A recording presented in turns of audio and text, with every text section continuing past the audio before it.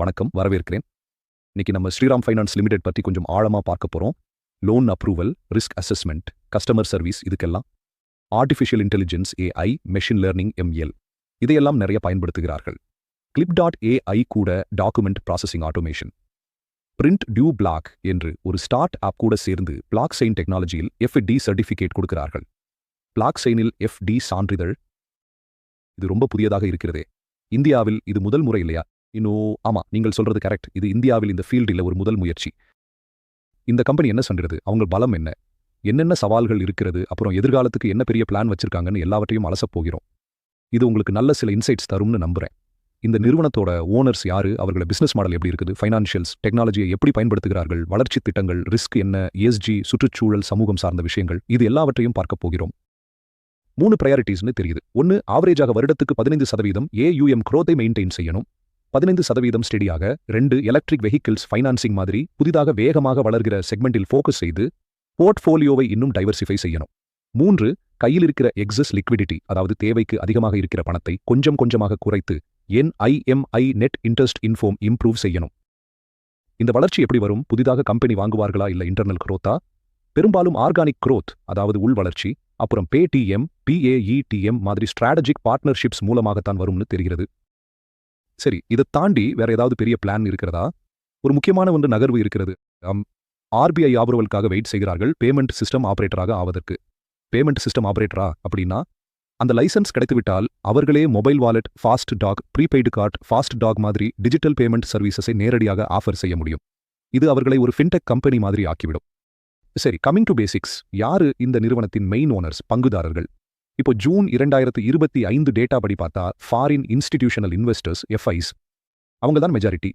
53.58% வைத்திருக்கிறார்கள். 50%க்கு மேலேயா? பெரிய விஷயம் இது. யார் அதுல முக்கியமானவர்கள்? இதுல சிங்கப்பூர் அரசாங்கம் இருக்கிறார்கள், ஒரு 6.11%. அப்புறம் பெரிய பேருனா BlackRock, அவர்களுடைய ஒரு 3%. STFC AMC கிட்ட 2% இருக்கிறது. ப்ரொமோட்டர்கள், அதாவது நிறுவனத்தை ஆரம்பித்தவர்கள் பங்கு எவ்வளவு இருக்கிறது? ப்ரொமோட்டர்களிடம் ஒரு 25.39% இருக்கிறது. இது செப்டம்பர் 2025 டேட்டா. இதில் முக்கியமாக கவனிக்க வேண்டியது என்னவென்றால் அவர்கள் வைத்திருக்கிற பங்குகள் எதுவுமே பிளெட்ஜ் செய்யவில்லை, அடகு வைக்கவில்லை.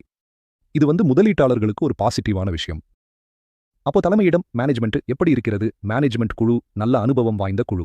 இப்போது இருக்கிற நிர்வாகிகளின் சராசரி பதவிக்காலம் என்று பார்த்தால் ஒரு 2.8 வருடம். இப்போதைய MD மற்றும் CEO OES சக்கரவர்த்தி, அவர் கிட்டத்தட்ட இதே 2.8 வருடமாக இருக்கிறார். ஆனால் நிர்வாக துணைத் தலைவர் உமேஷ் ரேவங்கர், அவர் சுமார் 9 வருடமாக இருக்கிறார். 9 வருடமா? அப்போ நல்ல ஸ்திரத்தன்மை இருக்கிறதுன்னு சொல்லலாமா? ஆமா, அது ஒரு ஸ்டெபிலிட்டியை காட்டுகிறது. அது மட்டுமல்ல, இந்த குழு பல பொருளாதார சைக்கிள்ஸ், அதாவது பொருளாதார ஏற்ற இறக்கங்களை நன்றாகவே கையாண்டிருக்கிறார்கள்னு தெரிகிறது. அப்போ ஸ்ரீராம் ஃபைனான்ஸின் கோர் பிசினஸ் என்ன? எதில் அவர்களுடைய ஸ்பெஷலிஸ்ட்? ஸ்ரீராம் ஃபைனான்ஸ் இந்தியாவின் மிகப்பெரிய ரீடெயில் அசெட் ஃபைனான்சிங் NBFCகளில் ஒன்று. அவர்களுடைய மெயின் ஃபோக்கஸ் பலமே கமர்ஷியல் வெஹிக்கிள்ஸ், அதாவது CV, லாரி, பஸ் அந்த மாதிரி வாகனங்களா, குறிப்பாக யூஸ்டு வெஹிக்கிள்ஸ், செகண்ட் ஹேண்ட் வண்டிகளுக்கு லோன் கொடுப்பதில். இவர்கள்தான் மார்க்கெட் லீடர். அவர்களுடைய மொத்த லோன் புக், அதாவது AUM இருக்கிறது இல்லையா, அதில் 45% இந்த CV கமர்ஷியல் வெஹிக்கிள்ஸ் செக்மெண்ட் தான். வேறு என்னவெல்லாம் செய்கிறார்கள்? அது போக பேசஞ்சர் வெஹிக்கிள்ஸ், கார் லோன், அது ஒரு 20.6%. அப்புறம் MSME லோன், சிறு குறு நடுத்தர நிறுவனங்களுக்கு கடன், அது 14%. கன்ஸ்ட்ரக்ஷன் எக்விப்மெண்ட் 6.8%. 2 சக்கர வாகனங்கள் ஒரு 5.9%. வருமானம் எப்படி வருகிறது? மெயின் சோர்ஸ் வட்டி வருமானம் தான். கொடுத்த கடனுக்கு வர்ற வட்டிக்கும் அவர்கள் வாங்கிய கடனுக்கு கொடுக்கிற வட்டிக்கும் உள்ள வித்தியாசம்.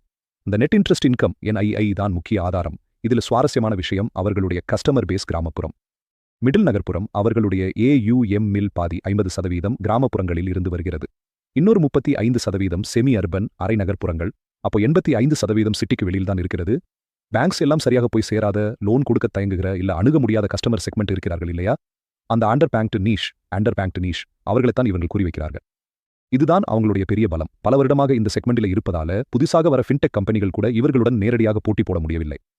அந்த அனுபவம், கஸ்டமர் அண்டர்ஸ்டாண்டிங் ஒரு பெரிய பாதுகாப்பு மாதிரி. பட் எல்லா செக்மெண்ட் ஒரே மாதிரி வளருதா? சமீபத்தில் எது வேகமா வளர்ந்திருக்குது? அங்கதான் ஒரு மாற்றம் தெரியுது. போன financial year FY 25 CV segment கொஞ்சம் ஸ்லோவா தான் வளர்ந்திருக்குது.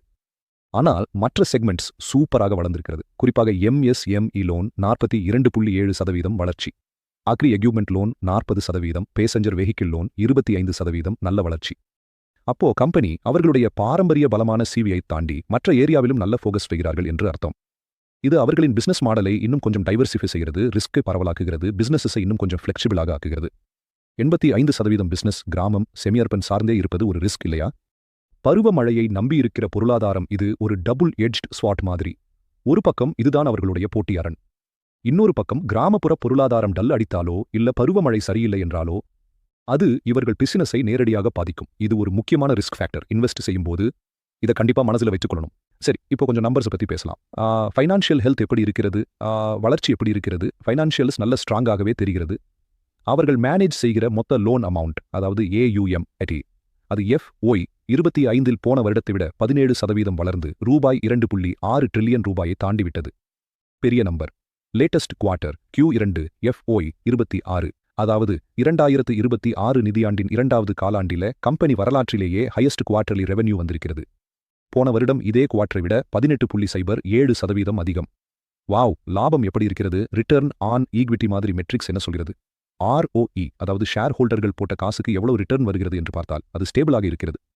கடந்த 5 வருட ஆவரேஜ் ஒரு 13.03%. லேட்டஸ்ட் குவார்ட்டரில் 14.67% என்று கொஞ்சம் இம்ப்ரூவ் ஆகி இருக்கிறது. FOI 25 நிம் கொஞ்சம் குறைந்து 8.5% ஆச்சு. அதாவது ஒவ்வொரு ரூபாய் கடனுக்கும் வர லாப விகிதம் கொஞ்சம் குறைந்தது. ஆனால் AUM, அதாவது மொத்தமாக கொடுத்த கடன் தொகை நன்றாக வளர்ந்ததால் மொத்த நிகரவட்டி வருமானம் NII 16% அதிகமாகி இருக்கிறது. சிம்பிளாகச் சொன்னால் ஒரு லோனில் லாபம் குறைந்தாலும் நிறைய லோன் கொடுத்ததால மொத்த லாபம் ஏறி இருக்கிறது. அப்போ ஆப்ரேட்டிங் எஃபிஷியன்சி செலவெல்லாம் எப்படி இருக்கிறது?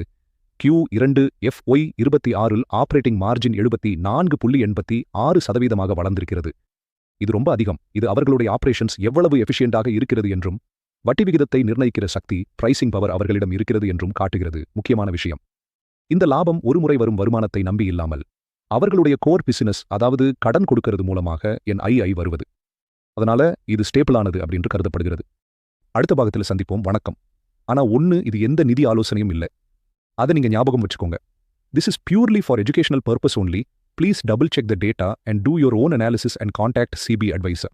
This analysis is based on publicly available information as of November 2025. For the most precise and recent financial metrics, referring to the company's official quarterly reports and investor presentations is recommended.